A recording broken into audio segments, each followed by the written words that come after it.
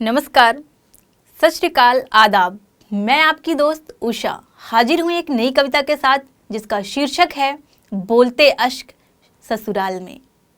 आपको पता है, जब बेटी पिहर से ससुराल में होती है और जब उसके पिहर से उसके पिता, भाई या कोई भी वहाँ नहीं जाता है तो उसकी जो भावनाएं हैं, उसकी जो व्यथा है, उसे मैंने इस कविता में पिरोने की कोशिश की है और आशा करती हूँ कि आप सबको पसंद आएगा। आप जानते हैं कि एक बेटी पिता के बहुत ही करीब होती है, उसकी बहुत ही लाडली होती है और जब पिता काफ़ी अरसे के बाद नहीं आते हैं तो वो क्या सोचती है और क्या कहना चाहती है, उसकी भावनाएं आप देखिएगा।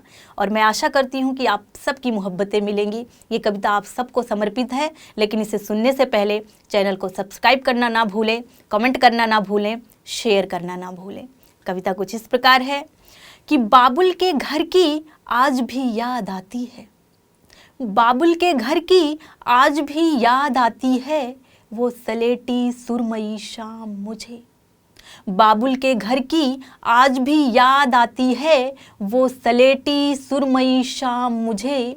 जहाँ ना फिक्र थी, जहाँ ना फिक्र थी कुछ खो जाने का, ना डर था किसी के रूठने का।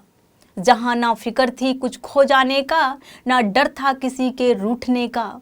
शायद मेरी यह चंचलता सब भूल गए होंगे, शायद मेरी यह चंचलता सब भूल गए होंगे। तुझमें तो मेरी जान बसती थी पापा, तुझमें तो मेरी जान बसती थी पापा। क्या तुमने भी भुला दिया मेरा लड़कपन? तुम में तो मेरी जान बसती थी पापा, क्या तुमने भी भुला दिया मेरा लड़कपन? या दफना दिया बचपन की यादों को, या दफना दिया बचपन की यादों को। तुझ में तो मेरी जान बसती थी पापा, क्या भुला दिया, क्या भुला दिया मेरी बचपन की यादों को, या दफना दिया? आज मैं बस इतना चाहती हूँ, शायद लौट आए कल का पल, शायद लौट आए कल का पल। वो गुलाबी पाँव की छमछम, वो गुलाबी पाँव की छमछम। मम्मी की डांट, पापा का मुस्कुराता चेहरा, मम्मी की डांट, पापा का मुस्कुराता चेहरा।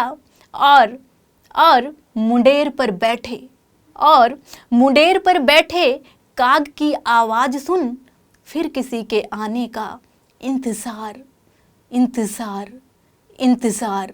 फिर किसी के आने का इंतज़ार, इंतज़ार, इंतज़ार, इंतज़ार।